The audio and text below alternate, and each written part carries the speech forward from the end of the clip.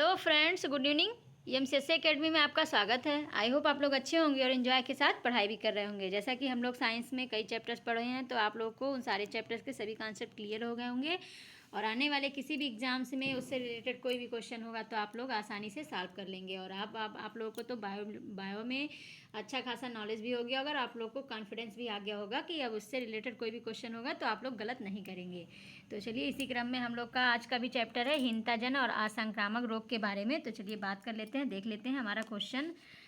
पहला क्वेश्चन लेते हैं, आँख के किस भाग में अंध बिंदु या पीत बिंदु पाए जाते हैं? कार्निया, लेंस, आइरिस, दृष्टि पटल। तो आपको बताना है कि आँख के किस भाग में अंध बिंदु या पीत बिंदु पाए जाते हैं, जिसे एलो स्पॉट कहते हैं। किस पार्ट में पाए जाते हैं? ये भी आपका यूपी पीसीएस का क्वेश्चन है। तो चलिए बता दीजिए क्या हो सकता है। तो पीत बिंदु जिसे एलो स्पॉट कहते हैं, ये आँख के दृष्टिपटल के मध्य में स्थित एक अंडाकार बिंदु होता है और यही दृष्टि संवेदन सबसे तीव्र होता है। और अंध बिंदु वह स्थान होता है जहाँ दृष्टि तंत्रिका रेटिना को अक्ष बिंब पर बेधती है और इस स्थान पर प्रकाश संवेदनाओं को ग्रहण करने के लिए फोटो रिसेप्टर कोशिकाओं का अभाव होता है। तो आपका कौन सा ऑप्शन है? आपका ऑप्शन नंबर 4 जो है राइट हो जाएगा, दृष्टि पटल।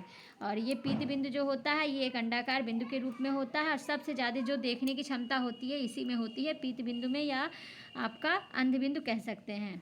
तो आपका ऑप्शन नंबर कौन सा राइट है? आपका ऑप्शन नंबर 4 जो है राइट हो जाएगा, दृष्टि पटल। ओके, चलिए नेक्स्ट क्वेश्चन। रेटिना अपवृद्धि है। रेटिना अपवृद्धि क्या है? पोन्स बेरोलाई की, मध्य मस्तिष्क की, अग्र मस्तिष्क पश्च की, उन मस्तिष्क की। तो आपको बताना है कि रेटिना अपवृद्धि क्या है। चलिए बता दीजिए क्या हो सकता है। तो रेटिना जो होता है वो अग्र मस्तिष्क पक्ष की एक अपवृद्धि के रूप में काम करता है। तो आपका ऑप्शन नंबर 1 जो है राइट हो जाएगा, अग्र मस्तिष्क पर पक्ष की रूप में काम करता है। तो आपका ऑप्शन नंबर 3 जो है राइट हो गया। ओके, चलिए नेक्स्ट क्वेश्चन। मनुष्य की आंख में प्रकाश तरंगे किस स्थान पर स्नायु उद्योगों से प्रवर्तित होती हैं?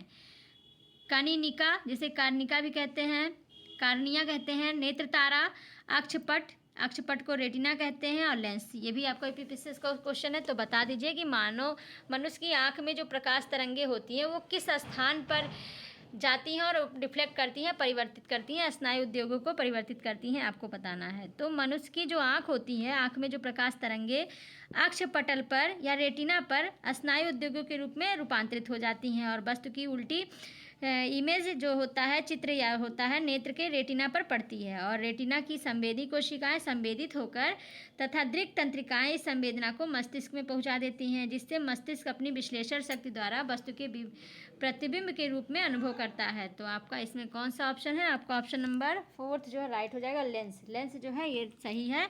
मनुष्य की जो आँख होती है वो प्रकाश तरंगे अक्ष पटल पर स्नायु उद्योगों के रूप में रूपांतरित हो जाता है और वस्तु की जो उल्टी प्रतिबिंब होता है वो रेटिना पर पड़ती है, नेत्र के रेटिना पर पड़ जाती है और रेटिना जो होती है संवेदी कोशिकाएं संवेदित होती रहती हैं और दृक् तंत्रिकाएं जो होती हैं वो मस्तिष्क को पहुंचा देती हैं और मस्तिष्क अपनी विश्लेषण शक्ति द्वारा वस्तु के प्रतिबिंब का जो है उसका अनुभव कर लेता है। दिमाग में ही मनुष्य सोच लेता है कि इसकी प्रतिबिंब कैसे बनेगा, यही आपका कह रहा है। तो आपका ऑप्शन नंबर जो है 4 जो है राइट हो जाएगा, लेंस। ओके, चलिए नेक्स्ट क्वेश्चन। यदि आँख का लेंस अपारदर्शी हो जाए तो आँख का रोग कहा जाता है? निकट दृष्टि, दृष्टि वैषम्य, ग्लूकोमा, मोतियाबिंद। आपको बताना है कि जैसे आँख का जब लेंस जो होता है अपारदर्शी मतलब जिसे आर पार ना देखा जा सके, वो हो जाए तो कौन सा रोग आँख को हो जाता है, ये आपको बताना है। तो मोतियाबिंद जो होता है ये रोग आँख के लेंस के अपारदर्शी होने पर होता है। मोतियाबिंद नामक रोग हो जाएगा जब आँख का लेंस जो होगा अपारदर्शी हो जाएगा, मतलब आँख आसपास नहीं दिखाई देगा, मतलब उसके आर पार नहीं दिखाई देगा, तो ये मोतियाबिंद नामक रोग हो जाएगा। और निकट दृष्टि दोष में मैंने आपको कल के वीडियो में बताया था कि जो निकट दृष्टि दोष होते हैं उसमें आपकी दूर की वस्तु धुंधली दिखाई देती है जबकि निकट की वस्तुएं साफ दिखाई देती हैं। और दूर दृष्टि दोष में आपको दूर की वस्तुएं साफ दिखाई देंगी, निकट की वस्तुएं आपकी धुंधली दिखाई देंगी। तो आपका निकट दृष्टि दोष में है, निकट की साफ दिखाई देंगी, दूर की धुंधली दिखाई देंगी। और दृष्टि वैषम्य जो होता है ये आरोग जो होता है ये कार्निया या आँख का लेंस पूर्ण रूप से गोलाकार नहीं होता है। और आपका ग्लूकोमा जो होता है ये बीमारी आँख के पीछे स्थित दृश्य तंत्रिका धीरे धीरे नष्ट हो जाती हैं। तो आपका ऑप्शन नंबर 4 जो है राइट हो जाएगा।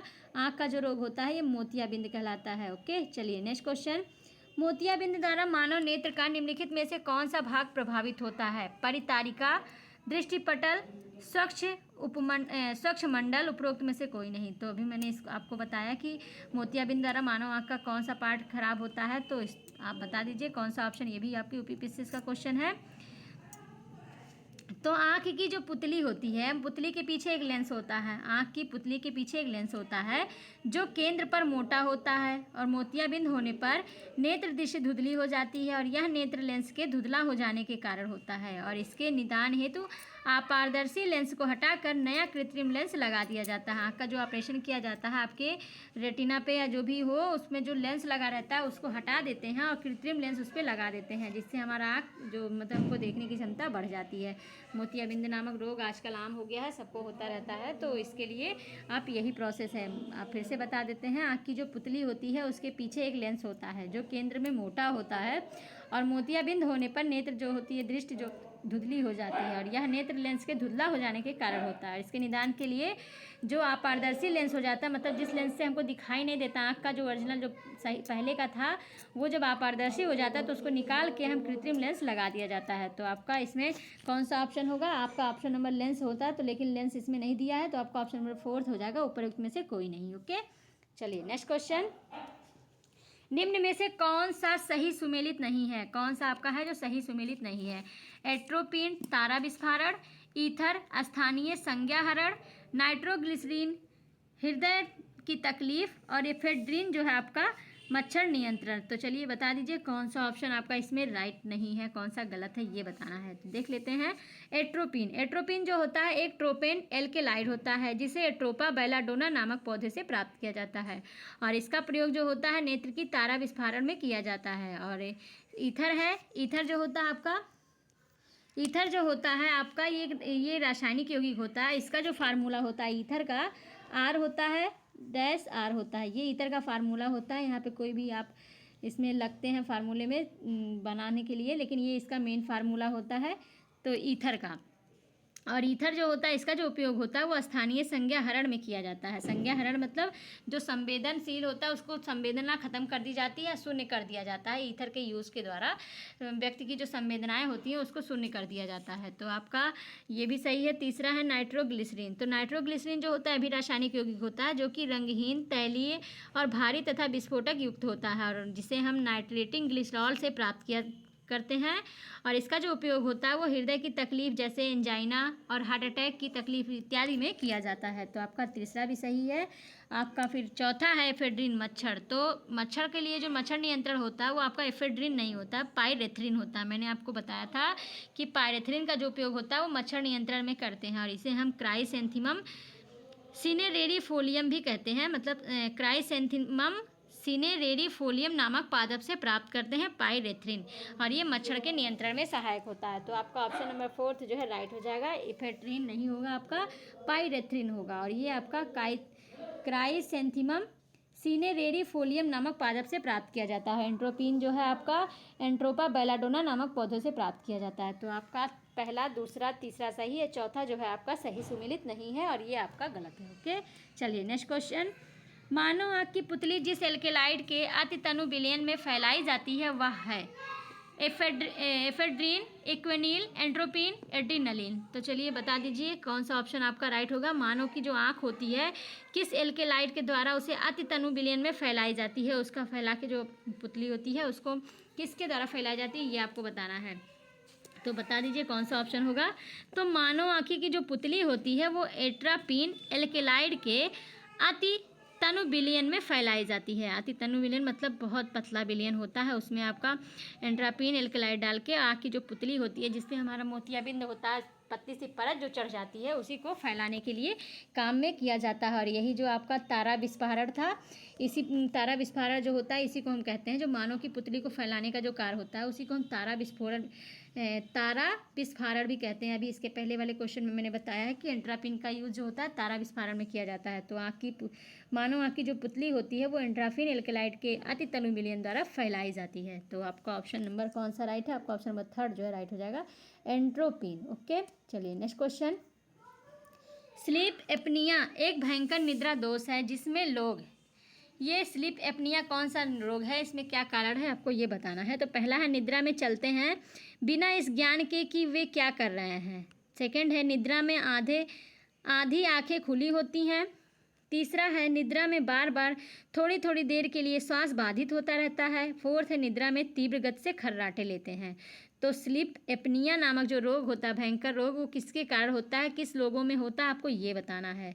ये भी आपका यूपीपीएससी का क्वेश्चन है। तो स्लीप एपनिया नामक जो रोग होता है एक निद्रा संबंधी विकार होता है जिसमें नींद में श्वसन प्रवाह बार बार थोड़ी थोड़ी देर के लिए बाधित होता रहता है। ये आपका राइट हो गया।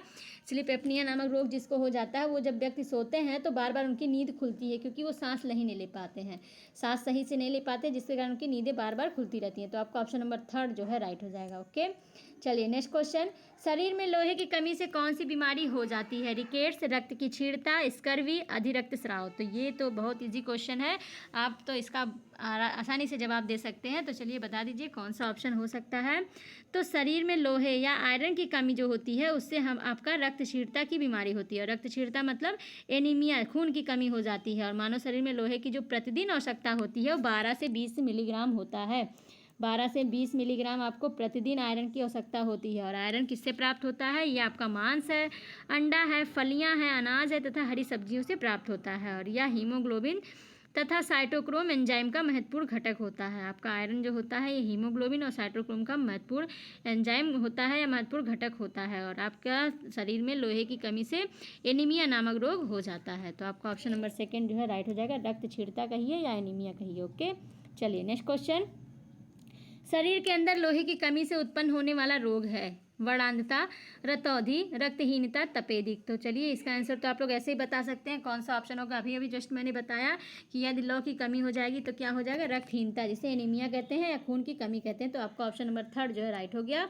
ओके, नेक्स्ट क्वेश्चन है मदिरा के सेवन से कौन सा रोग होता है? मदिरा के सेवन से कौन सा रोग होता है? अपेंडिसाइटिस, विषाणु यकृत शोथ, पित्ताशय पाषाण, यकृत का शोषण रोग। ये भी आपका यूपीपीएससी का क्वेश्चन है। तो चलिए बता दीजिए कौन सा ऑप्शन राइट हो सकता है आपका। अत्यधिक मदिरा का सेवन करने से कौन सा रोग होता है? तो अत्यधिक मात्रा में मदिरा के सेवन से लीवर सिरोसिस, जिसे हम यकृत शोथ भी कहते हैं और यकृत का शोषण रोग भी कहते हैं। और इस रोग में यकृत कोशिकाएं बड़े पैमाने पर नष्ट हो जाती हैं, उनके स्थान पर फाइबर तंतुओं का निर्माण हो जाता है। तो आपका कौन सा ऑप्शन राइट है? आपका ऑप्शन नंबर 4 जो राइट हो जाएगा। और मैंने आपको लीवर सिरोसिस और यकृत का शोषण रोग के बारे में बहुत डिटेल से बताया था। तो आप लोगों को अब यहाँ पर बताने की जरूरत नहीं है, आप लोग पिछला वीडियो देख लीजिए जो लोग ना देखे हों। तो यकृत शोथ और लीवर सिरोसिस के बारे में आपको पता चल जाएगा। तो मदिरा के सेवन से आपका यकृत का शोषण रोग या सिरोसिस नामक रोग हो जाता है। ओके, चलिए नेक्स्ट क्वेश्चन। ओरल सब म्यूकस फाइब्रोसिस बीमारी का कारण है। ओरल सब म्यूकस फाइब्रोसिस बीमारी का कारण क्या है? मदिरापान, तंबाकू धूम्रपान, तंबाकू युक्त गुटखा, लाल मांस का सेवन। ये भी आपका यूपीपीएससी का क्वेश्चन है। तो चलिए बता दीजिए ओरल सब म्यूकस फाइब्रोसिस जो बीमारी होती है इसका क्या कारण है, किस कारण से होता है? तो यह जो बीमारी होता है यह मुंह में सूजन और मुंह के अंदर फाइब्रोसिस उत्कों से जुड़ा एक दुर्लभ विकार होता है। और यह बीमारी जो होती है मुंह के अंदर ब्लिस्टरिंग और छालों लालिमा के साथ साथ ही शुरू होता है और अंत में यह कड़ी रेशेदार ऊतक के रूप में बदल जाता है। और मुंह के अंदर का जो भाग होता है वो कठोर हो जाता है, जिसके कारण खाने, बोलने, मुंह खोलने जैसे मौखिक कार्यों में बाधा उत्पन्न होती है। यह बीमारी जो है एशियाई और भारतीय क्षेत्रों में तंबाकू युक्त गुटखा चबाने से होता है। तो आपका ऑप्शन नंबर 3 जो है राइट हो जाएगा। तंबाकू युक्त गुटखा चबाने से ओरल सब म्यूकस फाइब्रोसिस नामक बीमारी हो जाता है। तो तीसरा सही हो गया। ओके, चलिए नेक्स्ट क्वेश्चन। पीलिया से दुष्प्रभावित होता है। पीलिया से कौन सा अंग दुष्प्रभावित होता है ये बताना है। अग्न्याशय, अमाशय, यकृत, छोटी आंत। तो चलिए बता दीजिए। आपको तो ये बहुत इजी क्वेश्चन है, आपको पहले से ही पता है, मैंने आपको सारे क्वेश्चन करवा दिए हैं, सब रिपीटेड है, केवल क्वेश्चन पूछने का तरीका अलग अलग है। तो आप लोग आंसर दे दीजिए क्या हो सकता है। तो पीलिया एक घातक रोग होता है जिसमें यकृत प्रभावित होता है और इस रोग में यकृत कोशिकाएं रुधिर से बिलिरुबिन को ग्रहण नहीं कर पाती हैं और पीला बिलिरुबिन रुधिर में ही रहकर पूरे शरीर में फैल जाता है। इससे त्वचा और नेत्र पीले हो जाते हैं और इसका उपचार अगर समय से ना किया जाए तो रोगी की मृत्यु भी हो सकती है। तो पित्ताशय से कौन सा अंग प्रभावित होता है? आपका यकृत प्रभावित होता है, ठीक है। और यकृत कोशिकाएं रुधिर से जो बिलिरुबिन होता है उसको ग्रहण नहीं कर पाती हैं, जिसके कारण पीला जो बिलिरुबिन रुधिर होता है पूरे शरीर में फैल जाता है, जिससे त्वचा और नेत्र जो होते हैं ये पीले पड़ जाते हैं। तो आपका ऑप्शन कौन सा राइट है? आपका ऑप्शन में 3 जो है राइट हो जाएगा। और आपका जो ब्लड होता है, ब्लड का जो एक्चुअल रंग होता है वो आपका येलो कलर होता है, और आपका हीमोग्लोबिन और बिलिरुबिन नामक जो प्रोटीन होते हैं इसी के कारण आपके ब्लड का कलर जो होता है रेड हो जाता है। तो आपका इसमें ऑप्शन कौन सा राइट है? आपका ऑप्शन नंबर 3 जो है राइट हो जाएगा। ओके, चलिए नेक्स्ट क्वेश्चन। कौन सी बीमारी सबसे कम संक्रामक होती है? कौन सी बीमारी सबसे कम संक्रामक है, मतलब सबसे कम फैलता है? तो मम्स, कालरा, तपेदिक, पीलिया। तो चलिए बता दीजिए कौन सा ऑप्शन आपका राइट हो जाएगा। ये आपका MPPCS का क्वेश्चन है।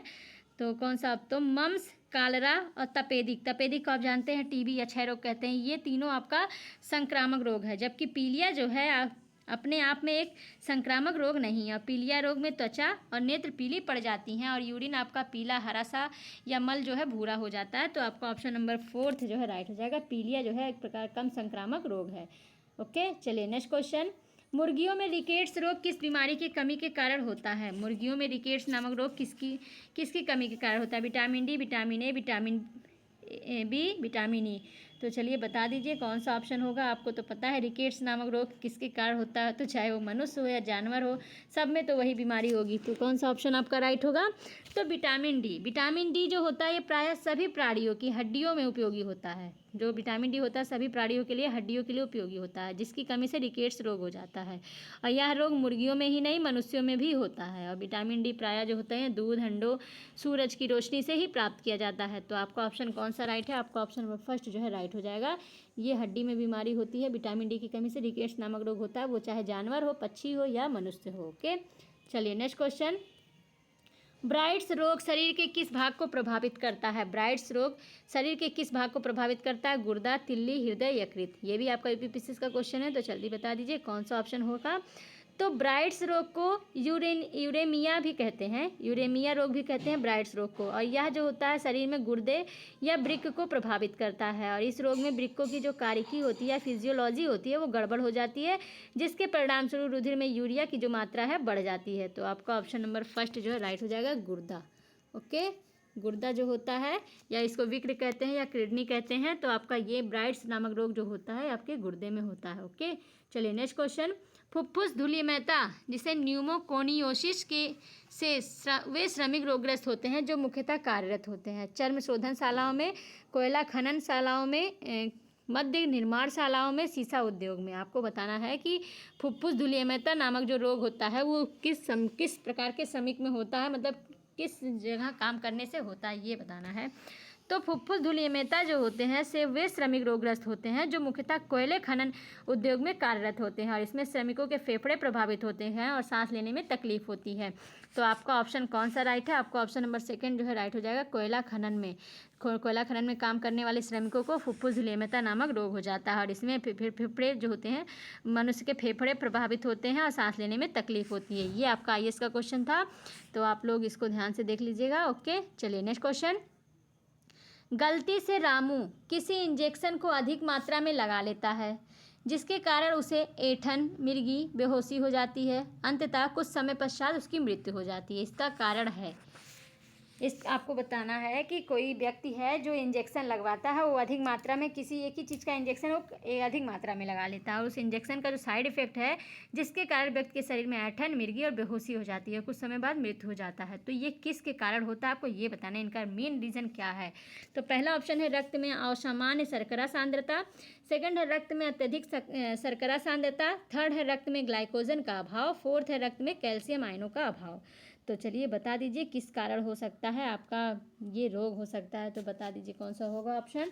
तो यदि किसी मनुष्य के रुधिर में असामान्य शर्करा सांद्रता उत्पन्न हो जाए तो उसे ऐंठन, मिर्गी, बेहोशी हो जाती है, और ऐसे ही मनुष्य जो होते हैं कुछ समय पश्चात मृत्यु हो जाती है। शरीर में इंसुलिन नामक हार्मोन जो है ये रक्त में शर्करा का नियमन करता रहता है। तो आपका ऑप्शन कौन सा राइट है? आपका ऑप्शन नंबर 1 जो है राइट हो जाएगा। रक्त में यदि असामान्य शर्करा सांद्रता बढ़ जाए, यदि आपका शुगर का मात्रा इसमें डिसबैलेंस हो जाए या कम हो जाए, ज़्यादा हो जाए, तो आपको ऑप्शन नंबर 1 जो है ये राइट हो जाएगा। यदि वह इंजेक्शन लगवा लेता है तो उसमें ऐंठन, मिर्गी और बेहोशी हो जाएगी, और कुछ समय पश्चात इसकी मृत्यु भी हो जाएगी। और शरीर में इंसुलिन नामक जो हार्मोन होता है वो रक्त में शर्करा का नियमन करता है। तो आपका ऑप्शन नंबर 1 जो है राइट हो गया। Okay, next question.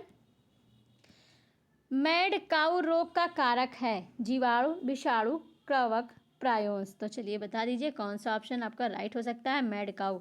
मैड काऊ से आप समझ सकते होंगे कि ये जानवरों में होने वाला रोग है या मवेशियों में होने वाला रोग है।